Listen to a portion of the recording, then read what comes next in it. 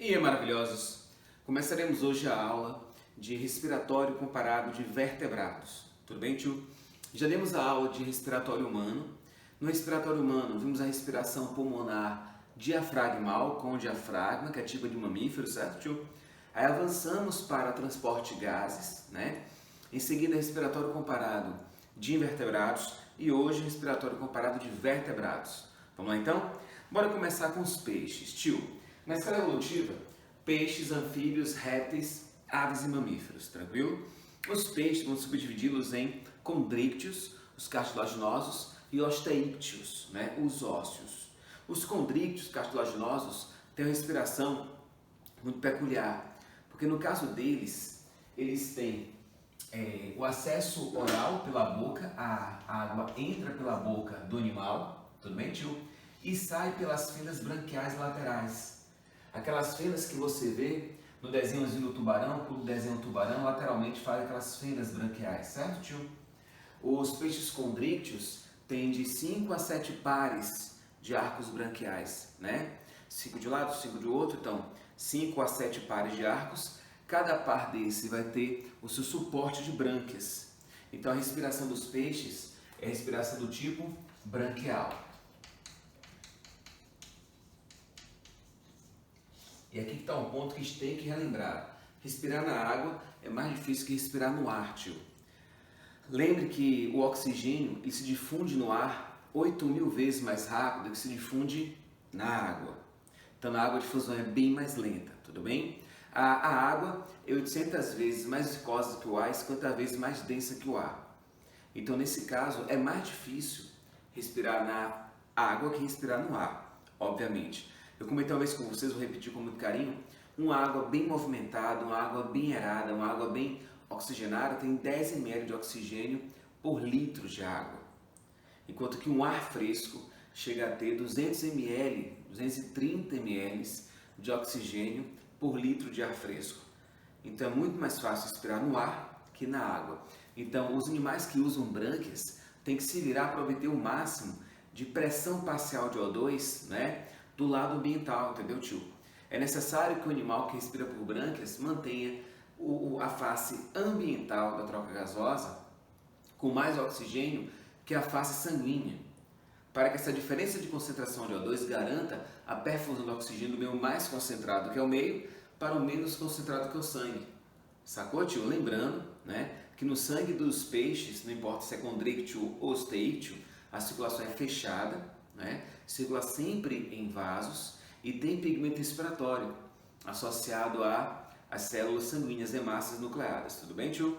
Vamos lá devagar e sem pressa. Ó. Então, sua respiração é do tipo branquial, a água entra pela boca do condrícteo e sai lateralmente pelas fendas branquiais, 5 a 7 arcos branquiais. Quando a água passa pelas fendas branquiais, ela entra em contato com as brânquias, que são altamente vascularizadas. As brânquias, não importa se é de peixe ósseo ou cartilaginoso, ela é formada a priori por filamentos. Esses filamentos têm como objetivo aumentar a área de contato da brânquia, tio. Aumentar a área de contato da brânquia, certo?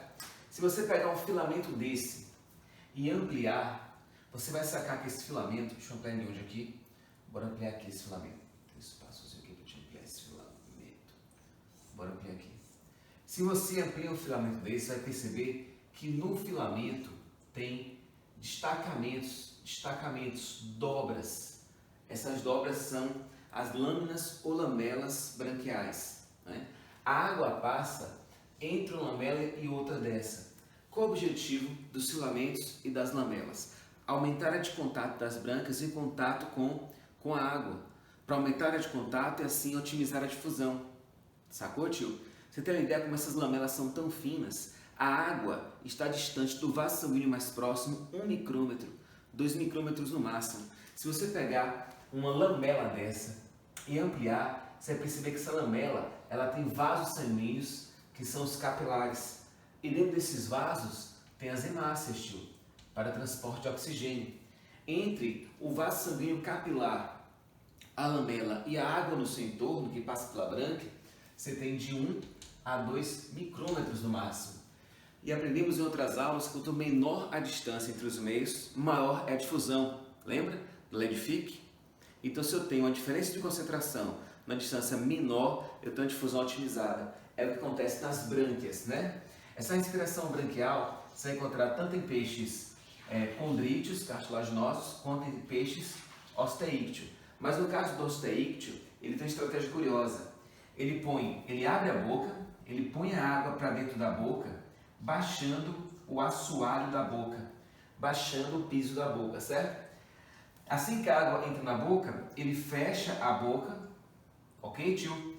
E levanta o assoalho da boca, forçando essa água a sair pelo opérculo. Opérculo é essa estrutura que cobre as brânquias, que protege as brânquias. Quando você abre o opérculo do peixe ósseo, dentro tem as brânquias nos arcos branquiais. Sacou, tio? Então, o peixe ósseo, ele otimiza a perfusão de água nas suas brânquias, mantendo sempre um meio com a pressão parcial de O2 maior que seu sangue.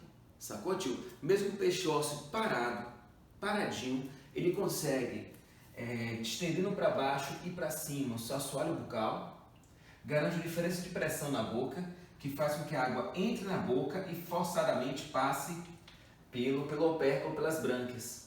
Tudo bem? Enquanto que os peixes condrícteos fazem isso com a natação constante, os peixes osteícteos fazem essa perfusão de água com a diferença de pressão na sua boca.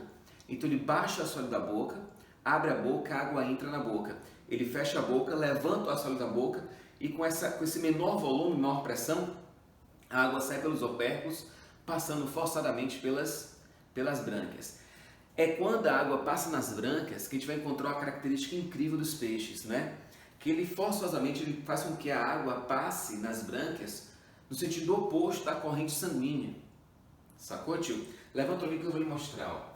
Nesse exemplo aqui, eu coloquei um tipo de troca gasosa chamada de concorrente. Tudo bem?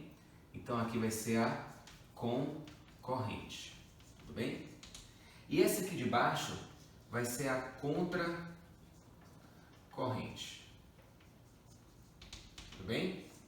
Então aqui vai ser concorrente e aqui vai ser contracorrente. Ouça com atenção. Na concorrente, o sangue ele percorre os vasos que irrigam as brânquias no mesmo sentido que a água passa molhando essas brânquias, sacou, tio? Aí nesse caso é um processo extremamente de baixa eficiência. Por qual motivo? Digamos que o sangue que entra nas brânquias entre com a baixa taxa de O2, digamos 20% de saturação, certo? Digamos que a água que entra nas brânquias entre com alta taxa de saturação, digamos que entre a 100%. Então já sabemos que o oxigênio vai do meio mais concentrado em O2 para o menos concentrado em O2. Aí nesse caso o oxigênio se desloca da água para o sangue que está assistindo às brânquias, tudo bem? Aí nesse caso o sangue vai para 30% e digamos a água vai para 70%, tudo bem?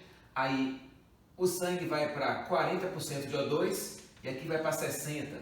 Entendeu, tio? Por quê? Porque o O2 está saindo da água para o sangue. Água, sangue, água, sangue. Mas quando o sangue chegar a 50%, vai ser na mesma região, tio, ó, que a água vai chegar a 50%. Resultado. Quando a água chegar em 50% de O2, porque passou oxigênio para o sangue. E quando o sangue subir de 20% para 50%, porque recebeu o O2 da água, quando os dois chegarem a 50%, vai parar de ter difusão. Ou seja, a oxigenação seria parcial. Então, se a água entrasse concorrente ao sangue, ou seja, no mesmo sentido, concorrente, a difusão só seria suficiente para trocar até 50%. Sacou a ideia? Então, a água iria de 100% para 50%, perdendo oxigênio, e o sangue iria de 20 para 50 ganhando oxigênio, só até 50, ok? Então a evolução tratou de eliminar a troca concorrente dos peixes. Os peixes fazem hoje só a contracorrente. Como é que funciona a contracorrente? O sangue entra nas brânquias correndo em um sentido, beleza? E a água, ó tio, passa pelas brânquias, a água ó, passa pelas brânquias correndo no sentido contrário. Então observe como é que fica o sistema. Digamos que a água entre aqui na saturação próxima de 100%, certo? De oxigênio. Onde o sangue está com a saturação, digamos, de 20%, porque o sangue é venoso. Tudo bem? Só que a água, tio, está avançando e o sangue está indo embora. Tudo bem? Oh, perdão, peraí. O sangue entra aqui a 20% e a água entra aqui a 100%. Só que o sangue está passando pela brânquia e está indo embora para o corpo todo. Tudo bem? Digamos que o sangue chega aqui a 80%. Chega aqui a 80%. Aí a água doa oxigênio de 100 para 80, ó, do mais para menos. E assim esse sangue vai embora com 90% de O2. Sacou a ideia? Enquanto que a água está entrando na branca para uma região onde o sangue está a 70. A água baixou de 100 para 80, sacou? Porque perdeu oxigênio para o sangue. Agora eu tenho água 80 e o sangue é 70. Ó, do mais para o menos. Aí a água perde oxigênio para o sangue ganha oxigênio da água e o sangue vai para 80. Enquanto que a água baixa para 70, numa região do sangue ele está a 60. Sacou, tio? Ou seja, a água vai avançando, vai perdendo oxigênio, tudo bem? E o sangue vai ganhando oxigênio. Só como estão em contracorrente, a água vai sempre se deslocar para uma região onde o sangue vai ter menos oxigênio que a própria água. Resultado, ele consegue superar os 50%. Ou seja, na região onde a água está 60%, o sangue está 40%. Então acontece a difusão. Aí a água baixa de 60 para 40, tudo bem? E o sangue aumenta de 40 para 60, digamos. Aí onde a água está, digamos, a 40, 45, 50, o sangue vai estar a 30. Ó, aí muita diferença. Então a água continua perdendo oxigênio para o sangue e o sangue continua ganhando da água. Só que quando a água doa O2 para o sangue aumenta o O2 e vai embora.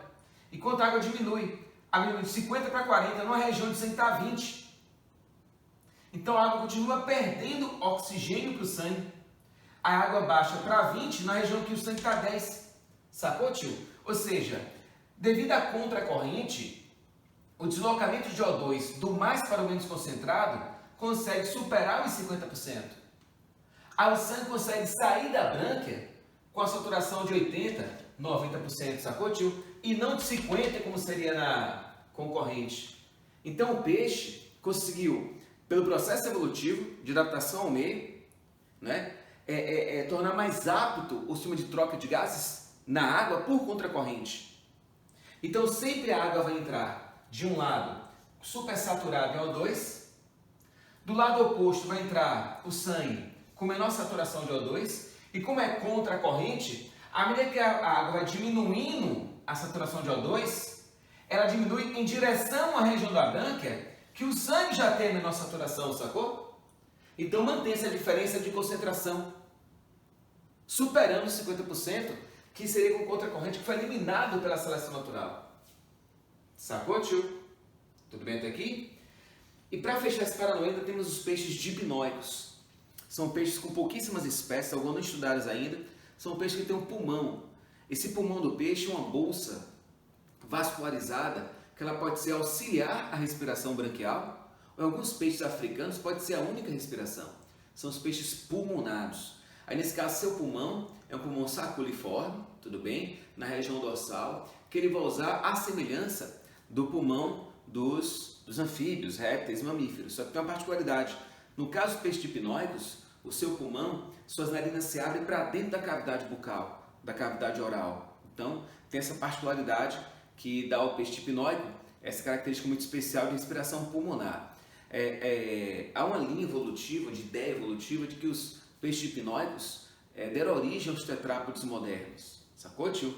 E alguns peixes conseguem, por exemplo, a partir da sua bexiga natatória, variar sua profundidade, né, na submersão e na imersão, para evitar que, por exemplo, se um peixe não tivesse a bexiga natatória, quando ele se projetasse para a profundidade, ele ficaria progressivamente cada vez mais denso e afundaria cada vez mais intensamente, impedindo que ele voltasse à superfície. Então esses peixes têm dentro deles a bexiga natatória, que consegue alterar a sua expansão, ajudando o peixe a manter sua densidade em diferentes profundidades. Então o peixe consegue variar a profundidade, economizando energia e evitando colapso completo. A pessoa, se o peixe começasse a subir para ali da superfície, ele ficaria tão menos denso que não conseguiria mais afundar. Então a bexiga natatória auxilia nisso. E é uma linha evolutiva que defende que a bexiga natatória tem uma forte ligação com o pulmão saculiforme dos peixes pulmonados.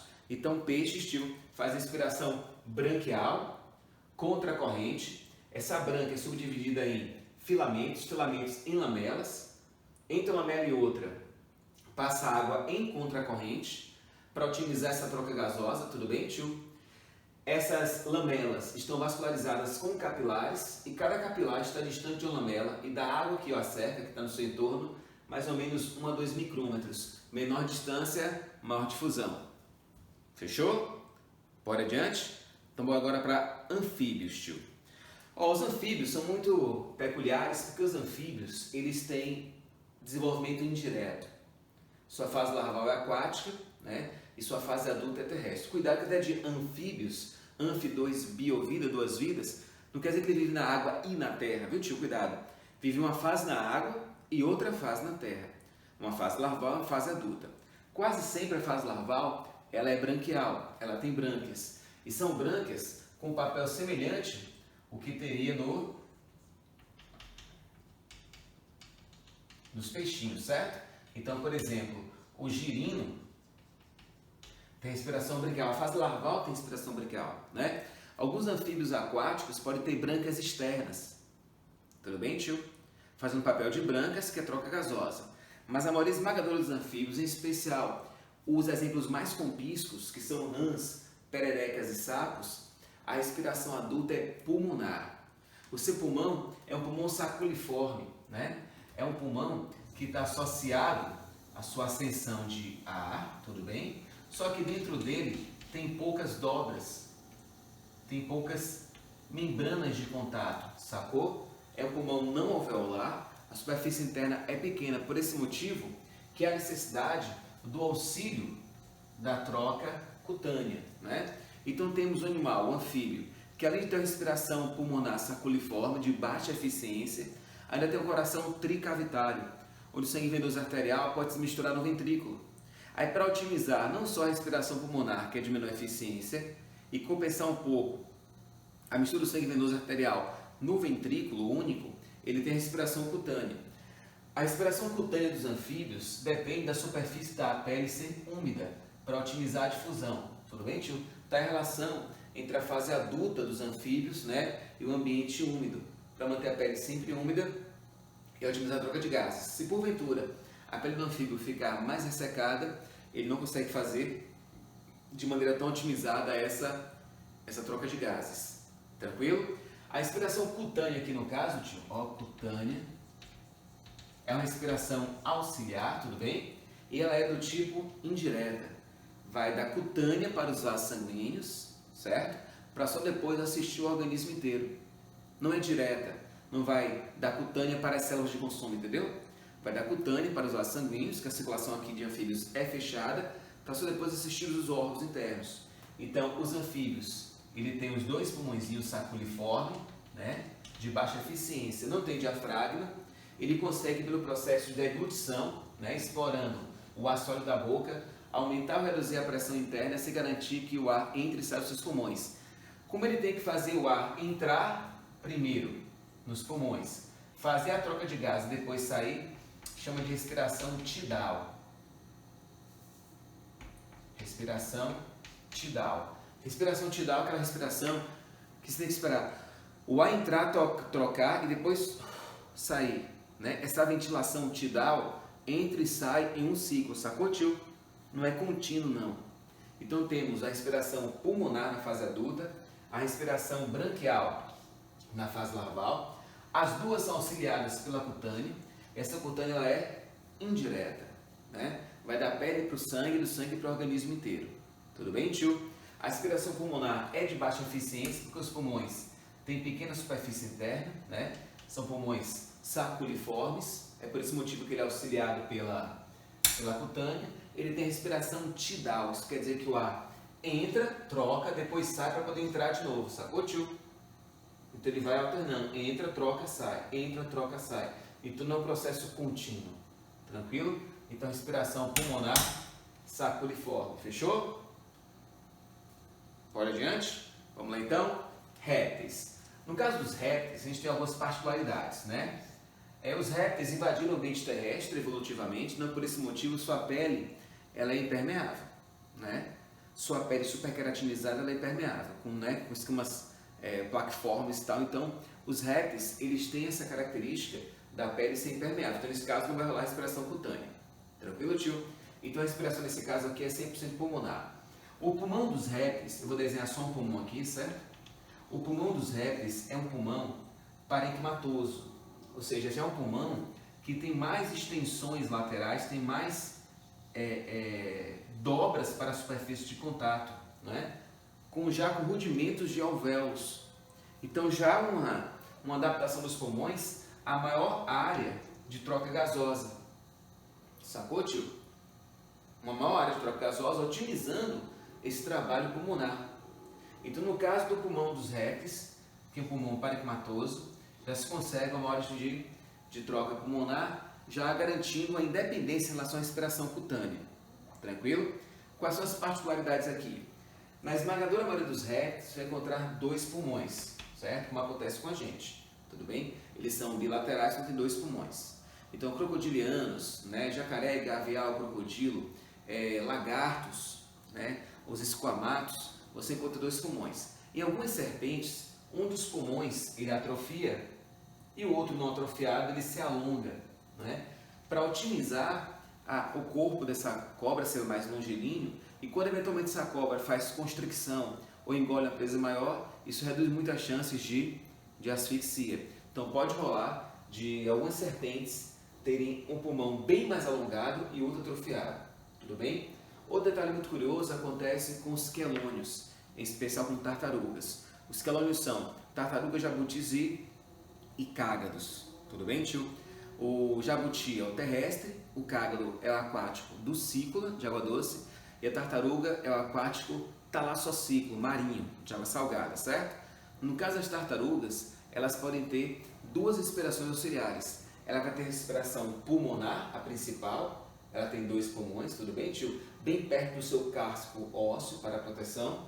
E vai ter a respiração faringiana, oral faringiana, que auxilia muito no processo de oxigenação, e a cloacal, da sua cloaca.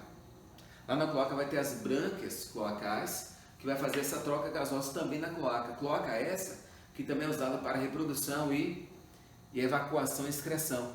Então é um órgão que consegue estar associado à excreção, à evacuação, à reprodução e no caso da tartaruga também a respiração. Então cuidado, respiração cloacal a partir de brânquias cloacais só em tartarugas, só em répteis. Então tartarugas, para aumentar o tempo de submersão, ela tem respiração oral faringiana, ela tem sistema de vasos na boca e na faringe de troca gasosa para otimizar a oxigenação do sangue, tem a pulmonar, que também oxigena o sangue, e tem auxiliar ainda cloacal, onde brânquias cloacais faz trocas gasosas para otimizar essa oxigenação. Isso aumenta muito o tempo que a tartaruga permanece embaixo d'água. Você tem uma ideia? Tartarugas fêmeas eventualmente saem da água para desovar em terra firme. Os machos nunca saem da água. Então, se porventura você encontrar uma tartaruga fora da água, ela vai ser uma tartaruga fêmea. Então, observe isso. Então, é um animal realmente aquático, sacou, tio? Então, ele tem que ter estratégias para otimizar a sua vida na água. Então, ele consegue associar a respiração pulmonar, orofaringiana e cloacal. Beleza? Bora agora para as aves. Vamos lá, tio. Deixa eu separar aqui. Aves. Bem, as aves têm respiração pulmonar. Só que no caso das aves, o pulmão ele é muito peculiar. Acompanhe. O ar entra pela traqueia, obviamente, né? Se bifurca em brônquios, tudo bem? Mas quando entra no pulmão, acontece algo muito peculiar. No pulmão, deixa eu colocar o pulmão aqui. No pulmão, o ar vai entrar nos pulmões, pelos brônquios, mas não se bifurca e multifurca em bronquíolos, e sim em parabrônquios. Sacou, tio? Esses parabrônquios, eles se estendem por todo o corpo do pulmão linearmente, tudo bem? Entre um parabrônquio e outro, você vai ter canais de ar canais de ar chamados de, muito cuidado agora, viu? Lá vai, presta atenção, ó. Canais de ar chamados de capilares aéreos. Tudo bem, tio? Eu vou desenhar grosseiramente aqui, só para você ter uma ideia, certo? Presta atenção. Então, o ar vem pelo brônquio, tudo bem? Pelo brônquio. Aí ele vai se ramifica em parabrônquios, tudo bem? Em parabrônquios, escute só, em parabrônquios. E entre um parabrônquio e outro, você vai ter os capilares aéreos. Esses capilares não passa sangue por eles, passa ar. Então o ar vem do meio externo, vem do meio, perfeito? A ave obtém esse ar, o ar entra pela traqueia, brônquios, e quando chega nos brônquios, tio, ele se multifurca nos parabrônquios, certo? Se multifurca nos parabrônquios. Dos parabrônquios, ele se multifurca para os capilares aéreos. É entre os capilares aéreos que você vai encontrar o sistema circulatório capilar sanguíneo para fazer essa troca de gases. O que é estranho, observe só, é que o ar vai entrar de um lado, por o brônquio, vai passar por todos os parabrônquios, certo, tio? E vai sair do outro lado, tio. Sacou? Ou seja, o fluxo de ar nas aves é um fluxo contínuo. Sacou a ideia? Como é um fluxo contínuo, então a ave consegue inspirar e expirar, mantendo o ar passando constantemente pelos pulmões. Isso até pouco tempo atrás era um mistério. Há pouco tempo foi descoberto como é que ela faz esse processo. Bem, as aves, elas têm sacos aéreos. Acompanhe com atenção, viu? Sacos aéreos. Tem dois grupos de sacos aéreos. Tem o saco aéreo de trás, que é o posterior, e o saco aéreo da frente, que é o saco aéreo anterior. Tranquilo? Escute com atenção. O saco aéreo posterior, ele fica logo depois dos pulmões. Tranquilo? E o saco aéreo anterior fica logo antes dos pulmões. Fechou? Tranquilo? Quando o animal faz uma inspiração, o ar entra, tio, e preenche o saco aéreo posterior. Escute com atenção. Sendo que o ar que estava no posterior, ele é empurrado para dentro dos pulmões. O que estava nos pulmões é empurrado para o saco anterior. Tudo bem? Escute com atenção. Quando essa ave fizer a expiração, é o ar do saco anterior que vai sair a expiração.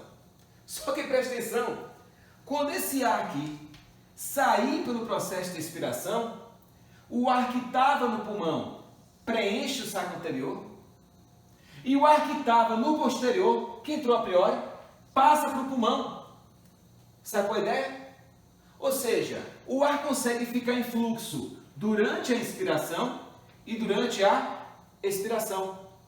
Aí na próxima inspiração da ave, ela vai inspirar o ar, que vai empurrar o que estava no posterior para os pulmões, preenchendo com ar novo esse saco aéreo posterior. O ar então perfunde pelos pulmões, faz as trocas gasosas, tudo bem? O que já estava no pulmão trocado passa para o saco aéreo anterior, já rico em CO2, tudo bem, tio? E faz a expiração. Quando fizer a expiração, essa parte aqui esvazia. O que estava no pulmão, que veio do posterior, passa para o anterior, rico em CO2. O que estava no posterior, rico em O2, passa para os pulmões. Aí o posterior fica vazio. Aí na próxima inspiração, aí enche o posterior. E começa tudo de novo. Ou seja, parceiro, a respiração das aves é contínua. Não a respiração tidal, como acontece com a gente, com os anfíbios, com os répteis, não. É uma respiração contínua. Como é uma respiração contínua, ela sempre consegue manter a pressão parcial do O2 no ar que vem do meio, bem maior que a pressão parcial do sangue que está aqui assistindo os parabrônquios, os capilares aéreos. Sacou a ideia? Então sempre o ar que circula no saco aéreo posterior, pulmões, saco aéreo anterior, para depois sair, como está sempre em circulação, ele está sempre se renovando com ar fresco. Então, o tempo todo, 100% do tempo, quando o ar passa pelos pulmões das aves, passa sempre fresco, passa sempre com pressão parcial de O2 lá em cima, garantindo troca gasosa constante. Isso quer dizer que a ave, ela pode estar na beira-mar, respirando um ar com 21% de O2, ou pode estar voando lá no pico do Everest, respirando um ar com 3% de O2, não importa. Como o ar vai estar em fluxo constante, basta que a pressão parcial do ar que ela expira seja miseravelmente maior que a pressão parcial do O2 na sua corrente sanguínea, que ela já consegue manter sua respiração. É fantástico isso. E tem um detalhe, não esqueça não. Nos sacos aéreos, tanto posterior quanto anterior, não tem troca gasosa. Sacou a ideia? Como não tem troca gasosa, eles podem segurar por um tempo o ar, sem consumir oxigênio. Só vai consumir depois que passar para os pulmões. Alguns ossos das aves, inclusive, são ossos alveolares, conectados aos sacos aéreos, para não só guardar oxigênio para momentos de estresse, como manter a ave mais leve e garantir seu voo.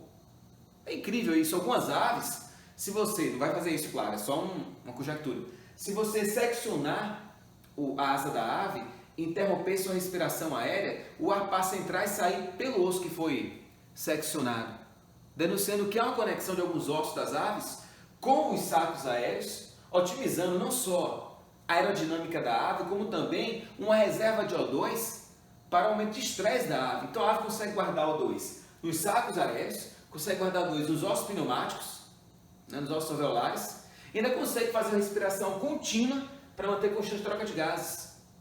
É uma adaptação impressionante. Tranquilo, tio? Então vamos lá? Retomando tudo, respiração branquial, peixes, e fase larval dos anfíbios, tranquilo. Respiração pulmonar, peixes dipnóicos, que tem pulmões, que pode auxiliar ou a única opção, mas lembrando que suas narinas se abrem para dentro da boca, certo? Não esqueça. Pulmonar saculiforme, anfíbios, na fase adulta, tio? Pulmonar parenquimatoso, os répteis, parenquimatoso, com parênquimas, com extensões, com pré-alvéolos, para aumentar a área de contato com o meio, otimizando a sua troca gasosa, não esquecendo que algumas serpentes têm um pulmão só, é desenvolvido e um atrofiado. O que atrofia mesmo, que se desenvolve, se alonga para acompanhar o comprimento do animal, tudo bem? E alguns répteis, como os quelônios, têm a respiração da cloaca, cloacal. Ela tem as brancas cloacais para otimizar a troca gasosa. Quelônios, como as tartarugas, elas vão fazer a respiração pulmonar, a parenquimatosa, fazer a respiração orofaringiana e a cloacal, otimizando assim sua vida no ambiente aquático. Tudo bem, tio?